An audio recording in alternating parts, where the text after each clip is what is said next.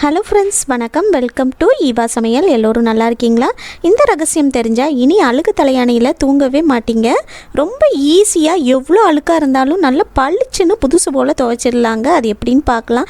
இது கூடவே எல்லோருக்கும் ரொம்ப யூஸ்ஃபுல்லான ஒரு சில டிப்ஸும் ஷேர் பண்ணியிருக்கேன். வீடியோவை ஸ்கிப் பண்ணாமல் பாருங்கள். நம்ம சேனலை இப்போ தான் ஃபஸ்ட் டைம் பார்க்குறீங்கன்னா சப்ஸ்கிரைப் பண்ணலன்னா சப்ஸ்கிரைப் பண்ணிக்கோங்க ஃப்ரெண்ட்ஸ். இப்போ நம்ம ஃபஸ்ட்டு டிப் என்னன்னு பார்க்கலாங்க. போல் கட்டைப்பையெல்லாம் நம்ம எல்லார் வீட்லேயுமே கண்டிப்பாக வச்சுருப்போம் இல்லையா? கடைக்கு கிராசரி ஐட்டம்ஸ், அதாவது காய்கறிகள்லாம் வாங்க போகிறோன்னா இந்த மாதிரி கட்டைப்பையை தான் நம்ம தூக்கிட்டு போவோம். இதுக்குள்ளே பார்த்திங்கன்னா எக்ஸ்ட்ரா பவுச் அந்த மாதிரி எதுவும் இருக்காது. நமக்கு சில்லற காசெல்லாம் வைக்கணும் அப்படின்னா உள்ளே போட்டு நம்ம எடுக்கிறதுக்குள்ளே நமக்கு ரொம்ப கஷ்டமாக இருக்கும் இல்லையா? பர்ஸுக்குள்ளே வச்சு உள்ளே வச்சுருந்தாலும் நமக்கு எடுக்கிறதுக்கே கஷ்டமாக இருக்கும். அதுக்கு ஒரு சூப்பரான டிப் தாங்க பார்க்க போகிறோம். நகை கடைகள்லாம் நமக்கு இந்த மாதிரி ஒரு பர்ஸ் தருவாங்க இல்லையா? அந்த பர்ஸை ஜிப்பு ஓப்பன் பண்ணிவிட்டு இதை கட்டைப்பைக்குள்ளே வச்சு இந்த மாதிரி ஒரு சேஃப்டி பின் எடுத்திருக்கேன். ஊக்க வச்சு நம்ம உள்பக்கமாக இந்த மாதிரி போட்டு விட்டுறலாம். இந்த கட்டைப்பைக்குள்ளே எப்போவுமே நீங்கள் இது போல் ஊக்கு போட்டு இந்த பர்ஸை வச்சிட்டிங்க அப்படின்னா, நம்ம எப்போல்லாம் கடைக்கு போகிறோமோ அப்போல்லாம் எடுத்துகிட்டு போகிறப்ப இதுக்குள்ளே இருந்து நம்ம காசை எடுக்கிறதுக்கோ வைக்கிறதுக்கோ நமக்கு ரொம்பவே யூஸ்ஃபுல்லாக இருக்குங்க. சில்லற காசெல்லாம் நம்ம உள்ளுக்குள்ளே தேடிக்கிட்டு இருக்கணும்னு அவசியமே இல்லைங்க. கண்டிப்பாக ட்ரை பண்ணி பாருங்கள். இந்த டிப் உங்களுக்கு ரொம்பவே யூஸ்ஃபுல்லாக இருக்கும்னு நினைக்கிறேன். பிடிச்சிருந்துச்சுன்னா லைக் பண்ணிக்கோங்க. உங்கள் ஃப்ரெண்ட்ஸ் கூடயும் ஃபேமிலி மெம்பர்ஸ் கூடயும் ஷேர் பண்ணிக்கோங்க. இப்போ வாங்க ஃப்ரெண்ட்ஸ், அடுத்த டிப் என்னென்னு பார்க்கலாம். நம்ம வீட்டில் கத்திரிக்கோல்லாம் பார்த்திங்கன்னா நாளாக அதோட ஷார்ப்னஸ்லாம் போயிடும். அந்த மாதிரி ஷார்ப்னஸ் போயிடுச்சு அப்படின்னா நமக்கு சரியாகவே வெட்டாது இல்லையா? அதுக்கு ஒரு சூப்பரான டிப் தாங்க பார்க்க போகிறோம்.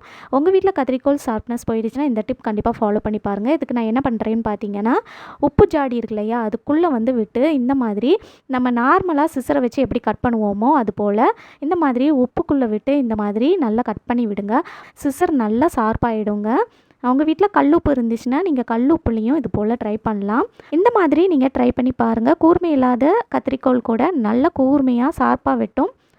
இந்த டிப் உங்களுக்கு பிடிச்சிருக்கும்னு நினைக்கிறேன். பிடிச்சிருந்துச்சுன்னா லைக் பண்ணிக்கோங்க. உங்கள் ஃப்ரெண்ட்ஸ் கூடயும் ஃபேமிலி மெம்பர்ஸ் கூடயும் ஷேர் பண்ணிக்கோங்க.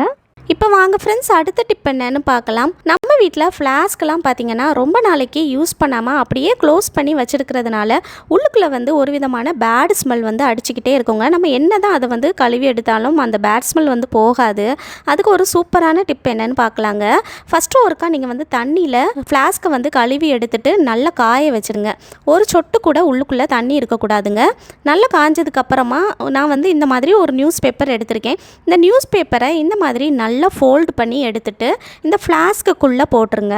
இந்த மாதிரி பால் மாதிரி நல்லா உருட்டி எடுத்து உள்ளுக்குள்ளே போட்டுருங்க. போட்டுட்டு இந்த ஃப்ளாஸ்க்கை நம்ம க்ளோஸ் பண்ணிக்கலாம். க்ளோஸ் பண்ணி வச்சிட்டிங்கன்னா நெக்ஸ்ட் டைம் நம்ம இந்த ஃப்ளாஸ்க்கை ஓப்பன் பண்ணுறப்ப உள்ளுக்குள்ளே எந்த வித பேட் ஸ்மெல்லும் இருக்காதுங்க. கண்டிப்பாக ட்ரை பண்ணி பாருங்கள். இந்த டிப் பிடிச்சிருந்துச்சுன்னா லைக் பண்ணிக்கோங்க. உங்கள் ஃப்ரெண்ட்ஸ் அண்ட் ஃபேமிலி மெம்பர்ஸ் கூட ஷேர் பண்ணிக்கோங்க. இப்போ வாங்க ஃப்ரெண்ட்ஸ், அடுத்த டிப் என்னன்னு பார்க்கலாம். நம்ம வீட்டில் ஃப்ளாஸ்க்கெல்லாம் பார்த்திங்கன்னா நாளாக சரியாக சூடு நிற்காதுங்க. அந்த மாதிரி இருக்கிறப்ப நம்ம இந்த ஃப்ளாஸ்க்கை தூக்கி போட்டுருவோம் இல்லையா? இனி அந்த மாதிரி தூக்கி போடாதீங்க. ஃப்ளாஸ்கில் சூடு நிற்கலை அப்படின்னா அதுக்கு ஒரு சூப்பரான டிப் தாங்க பார்க்க போகிறோம். தண்ணியை நல்லா கொதிக்க எடுத்து இந்த மாதிரி ஃப்ளாஸ்க்குள்ளே ஊற்றி விட்டுருங்க. தண்ணி இந்த மாதிரி ஆவி பறக்கிற அளவுக்கு நல்லா கொதிக்க இருக்கணுங்க. இந்த மாதிரி சுடு தண்ணியை ஃப்ளாஸ்க்குள்ளே சேர்த்துட்டு இந்த ஃப்ளாஸ்க்கை நம்ம க்ளோஸ் பண்ணிக்கலாங்க. க்ளோஸ் பண்ணிவிட்டு ஒரு மணி நேரத்துக்கு அப்படியே விட்டுருங்க. 1 மணி நேரம் டிஸ்டர்ப் பண்ணாமல் அப்படியே விட்டுறணும். 1 மணி நேரத்துக்கு அப்புறமா நம்ம இந்த ஃப்ளாஸ்க்கை ஓப்பன் பண்ணிடலாங்க. ஓப்பன் பண்ணிவிட்டு இதுக்குள்ளே இருக்கிற அந்த சுடு தண்ணியை நம்ம ஒரு பவுலில் சேர்த்துக்கலாம். இந்த மாதிரி ஒரு பாத்திரத்தில் ட்ரான்ஸ்ஃபர் பண்ணிக்கோங்க. நம்ம சுடு தண்ணி சேர்த்து 1 மணி நேரம் உள்ளுக்குள்ளே மூடி போட்டு வச்சதுனால பார்த்திங்கன்னா அந்த சூடெல்லாம் இந்த ஃப்ளாஸ்கில் நல்லா அப்சார்ப் ஆகி இந்த ஃப்ளாஸ்க்குள்ளே நல்லா சூடாக இருக்குங்க. அதுக்கப்புறமா நீங்கள் காஃபி டீ நல்லா சூடாக எடுத்து உள்ளுக்குள்ளே சேர்த்துட்டு இந்த ஃப்ளாஸ்க்கை க்ளோஸ் பண்ணி வச்சிட்டிங்கன்னா மணிக்கணக்காக ஆனாலும் நம்ம உள்ளுக்குள்ளே சேர்த்து அந்த காஃபி டீ நல்லா சூடாகவே இருக்குங்க. கண்டிப்பாக ட்ரை பண்ணி பாருங்கள். லாங் ட்ராவல்லாம் பண்ணுறப்ப நீங்கள் இந்த மாதிரி செஞ்சிங்கன்னா உங்களுக்கு ரொம்பவே யூஸ்ஃபுல்லாக இருக்கும். ட்ரை பண்ணி பாருங்கள். இந்த டிப் பிடிச்சிருந்துச்சுன்னா லைக் பண்ணி ஷேர் பண்ணிக்கோங்க. இப்போ நம்ம அடுத்த டிப் என்னன்னு பார்க்கலாங்க. நம்ம வீட்டில் நம்ம யூஸ் பண்ணுற இந்த தலையணை இருக்குது பாருங்கள். அதில் நம்ம தலையில் இருக்கிற எண்ணெய் கரை, அது மட்டும் இல்லாமல் வேர்வை கரை இதெல்லாம் பட்டு ரொம்ப கரையாக இருக்கும். நிறைய பேர் வந்து பார்த்திங்கன்னா தலையணை வந்து துவைக்காமல் அதுக்கு மேலே வந்து பில்லோ கவர் மட்டும் துவைச்சி போட்டு யூஸ் பண்ணுவாங்க. அந்த மாதிரி நம்ம செஞ்சாலும் பார்த்திங்கன்னா நமக்கு இதில் வந்து நிறைய கிருமி இருக்கிறதுனால இதுவும் பரவுறதுக்கு வாய்ப்பு இருக்குங்க. இது வந்து அந்தளவுக்கு ஹைஜீனிக்காக இருக்காது. ஸோ இந்த மாதிரி எவ்வளோ அழுக்கான தலையணையாக இருந்தாலும் அது வந்து பளிச்சுன்னு ரொம்ப ஈஸியாக நம்ம வந்து எப்படி வந்து வாஷிங் மிஷினில் துவைக்கிறதுன்னு பார்க்கலாம். இப்போ வரக்கூடிய பெரும்பாலான தலையணையெல்லாம் பார்த்தீங்கன்னா அதோட ஃபில்லிங் வந்து சிந்தட்டிக் ஃபைபர் அல்லது மைக்ரோ ஃபைபரில் செய்யக்கூடிய தலையணையாக இருக்குங்க. அது வந்து நீங்கள் தாராளமாக வாஷிங் மிஷினில் போட்டு துவைச்சிக்கலாம். அது வந்து உங்களுக்கு சைடில் வந்து ஒரு டேக் மாதிரி கொடுத்துருப்பாங்க. அதுலேயே உங்களுக்கு வந்து வாஷிங் மிஷினில் துவைச்சிக்கலாம் அப்படிங்கிற மாதிரி போட்டிருப்பாங்க. அதை நீங்கள் தாராளமாக வாஷிங் மிஷினில் போட்டு துவைச்சிக்கலாங்க. அதே இது பார்த்தீங்கன்னா பியோர் காட்டனில் வந்து செய்யக்கூடியது, அதாவது பருத்தி அல்லது இலவம் பஞ்சில் செய்யக்கூடிய தலையணை இருக்குது பாருங்க, அதை வந்து நீங்கள் வந்து வாஷிங் மிஷினில் போடக்கூடாதுங்க. அதை போட்டோம் அப்படின்னா உள்ளுக்குள்ளே இருக்கிறது வந்து ஒன்றோடு ஒன்று சேர்த்துக்கும், சரியாக ட்ரை ஆகாது. ஸோ அதை நீங்கள் வாஷிங் மிஷினில் போட முடியாது.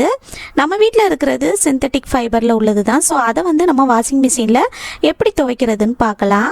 நம்ம வீட்டில் யூஸ் பண்ணுற வாஷிங் மிஷின் பார்த்தீங்கன்னா பேனசோனிக் 6.5 கிலோங்க. இதில் வந்து 2 தலையணை வந்து மேக்ஸிமம் நம்ம போட்டு துவைச்சிக்கலாம். உங்கள் வீட்டில் வந்து 9 கிலோவுக்கு மேலே வாஷிங் மிஷின் வந்து இருக்குது அப்படின்னா அதில் வந்து நீங்கள் 3லேருந்து 4 பில்லோ கூட போட்டுக்கலாங்க. எத்தனை முடியுமோ நீங்கள் வந்து யூஸ் பண்ணிக்கலாம். நான் வந்து 2 பில்லோ வந்து சேர்த்துருக்கேன். அழுக்கான தலையணை வந்து உள்ளே சேர்த்தாச்சு. அடுத்ததாக இதில் வந்து நம்ம துணி துவைக்கிறதுக்கு யூஸ் பண்ணுற லிக்யூட் இருக்கு இல்லையா, அதை வந்து எடுத்து சேர்த்துக்கலாங்க. உங்கள் வீட்டில் துணி துவைக்கிறதுக்கு லிக்யூடுக்கு பதிலாக பவுடர் யூஸ் பண்ணுறீங்க அப்படின்னா நீங்கள் வந்து பவுடர் கூட சேர்த்துக்கலாம். துணி துவைக்கிற லிக்யூடு வந்து யூஸ் பண்ணுறீங்க அப்படின்னா 1 மூடி அளவுக்கு சேர்த்துக்கலாங்க. 2 தலையணைக்கு 1 மூடி அளவுக்கு சேர்த்திங்கனாலே கரெக்டாக இருக்கும். இப்போ அடுத்ததாக இதில் நம்ம என்ன சேர்க்க போகிறோம்னு பார்த்தீங்கன்னா பேக்கிங் சோடா, அதாவது சமையலுக்கு பயன்படுத்துகிற ஆப்ப சோடா இருக்கு இல்லையா, அதுதாங்க. இதில் வந்து நம்ம கொஞ்சமாக சேர்த்துக்கலாம். இந்த ஆப்ப சோடா வந்து பார்த்திங்கன்னா நல்ல ஒரு கிருமி நாசினிங்க. இந்த தலையணையில் இருக்கிற அந்த கிருமி எல்லாமே போயிடும். ஸோ நம்ம வந்து இந்த பேக்கிங் சோடா சேர்த்துக்கலாம். எல்லா கிருமியுமே அழிஞ்சிடுங்க. நமக்கு நல்லா சூப்பராக பளிச்சுன்னு க்ளீன் பண்ணி கொடுக்கும். இந்த மாதிரி கொஞ்சமாக சேர்த்துக்கோங்க. 1லேருந்து 2 ஸ்பூன் நீங்கள் வந்து தாராளமாக சேர்த்துக்கலாம். இப்போ நம்ம வாஷிங் மிஷினை வந்து க்ளோஸ் பண்ணிக்கலாங்க. க்ளோஸ் பண்ணிவிட்டு நம்ம வந்து மிஷின் வந்து ஆன் பண்ணிக்கலாம். ஆன் பண்ணிவிட்டு அடுத்ததாக வாட்டர் லெவல் வந்து சூஸ் பண்ணிக்கலாங்க. நான் வந்து 41 லிட்டர் சூஸ் பண்ணியிருக்கேங்க. இப்போ அடுத்ததாக ஸ்டார்ட் பண்ணிடலாம். மிஷின் வந்து ரன் ஆக ஆரம்பிச்சிருச்சிங்க. பாருங்கள், தண்ணி வந்து வர ஆரம்பிச்சிருச்சு. 53 நிமிஷம் ஆகுங்க இது வந்து துவைச்சி முடிக்கிறதுக்கு. துவைச்சி முடித்ததுக்கப்புறமா நான் வந்து எப்படி இருக்குன்னு காட்டுறேன். அவ்வளோதான் ஃப்ரெண்ட்ஸ், நம்ம வந்து தலையணை வந்து துவைச்சி எடுத்தாச்சு. பாருங்கள் எந்த அளவுக்கு நல்லா பளிச்சுன்னு துவைச்சி கொடுத்துருக்குன்னு. ரொம்ப ஈஸியாக நம்ம வந்து துவைச்சி எடுத்துடலாம். இந்த மாதிரி நீங்கள் உங்கள் வீட்டில் மாதத்துக்கு ஒரு தடவையாவது தலையணையை வந்து துவைச்சி காய போட்டு யூஸ் பண்ணுங்கள். நம்ம வந்து வாஷிங் மிஷின் வந்து ஃபுல்லி ஆட்டோமேட்டிக் வாஷிங் மிஷின் அப்படின்னா நமக்கே ட்ரை பண்ணி கொடுத்துருங்க. அந்த மாதிரி ட்ரை பண்ணி கொடுத்துருச்சுன்னா நம்ம வந்து ஒரு அரை நாள் மட்டும் வெயில் படுற மாதிரி காய போட்டோம் அப்படின்னாலே நல்லா காஞ்சிடுங்க. அதுக்கப்புறமா நம்ம எடுத்து யூஸ் பண்ணிக்கலாம். கண்டிப்பாக ட்ரை பண்ணி பாருங்கள் எந்த அளவுக்கு நம்மளோட தலையணையில் இருந்த அழுக்கு எல்லாமே நீங்கி நல்லா பளிச்சுன்னு புதுசு போல் துவைச்சி கொடுத்துருக்குன்னு. நீங்களே இது போல் கண்டிப்பாக ட்ரை பண்ணி பாருங்கள். ஓகே ஃப்ரெண்ட்ஸ், இந்த வீடியோ உங்களுக்கு ரொம்பவே யூஸ்ஃபுல்லாக இருந்திருக்கும்னு நினைக்கிறேன். இந்த வீடியோ முழுசாக பொறுமையாக பார்த்ததுக்கு ரொம்ப நன்றி ஃப்ரெண்ட்ஸ். பிடிச்சிருந்துச்சுன்னா லைக் பண்ணிக்கோங்க. உங்கள் ஃப்ரெண்ட்ஸ் அண்ட் ஃபேமிலி மெம்பர்ஸ் கூட ஷேர் பண்ணிக்கோங்க. நம்ம சேனலை இப்போ தான் ஃபஸ்ட் டைம் பார்க்குறீங்கன்னா சப்ஸ்கிரைப் பண்ணலன்னா சப்ஸ்கிரைப் பண்ணிக்கோங்க ஃப்ரெண்ட்ஸ். பக்கத்தில் இருக்க நோட்டிஃபிகேஷன் பெல் ஐக்கானை கிளிக் பண்ணிக்கோங்க. தேங்க்யூ.